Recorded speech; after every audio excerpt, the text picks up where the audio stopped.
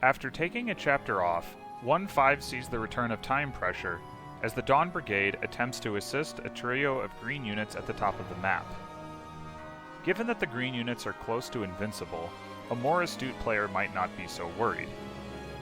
But since this is a defense map, and thus on a turn count, there's still a sense of urgency, if only to get as much XP and as many items as possible before the chapter ends.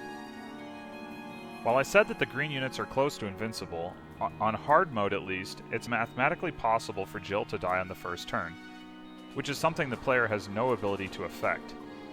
Obviously, this represents a major design flaw.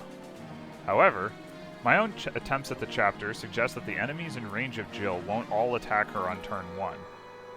If that's certain, rather than just a lucky break for me, then Volug has time to come to Jill's rescue on turn 2, and there's no issue. Speaking of Volug, this is his first chapter, and it's a fantastic showcase for him. He's unimpeded by sand and only pays 2 movement, rather than 3 like everyone else, to cross ledges.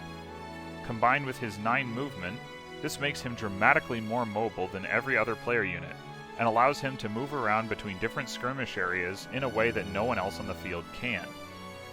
Moreover, the majority of the enemies with ranged weapons are placed towards the periphery of the map, which means Volug is much more effective on enemy phase than he might otherwise be.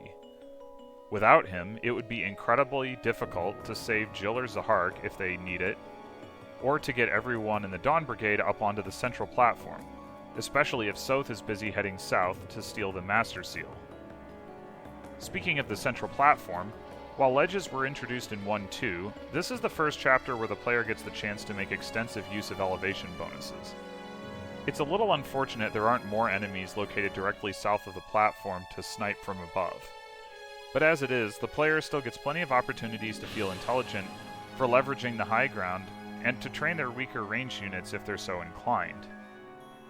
While this is a defense map, it doesn't feel like a normal defense map, because you don't start at the defense point. Once you get there, there aren't enough enemies or turns left to warrant turtling at choke points. The central platform is less of a choke point and more of a tactical advantage that's too good to pass up. Personally, I love defense maps, which I'll go into more later, and as such I'd probably like this level more if it was a standard defense map. But once again, I appreciate the creativity and the challenge in Radiant Dawn's early level design, and I think this is an excellent level as is, with the caveat that major points are deducted if Jill can actually die on turn 1.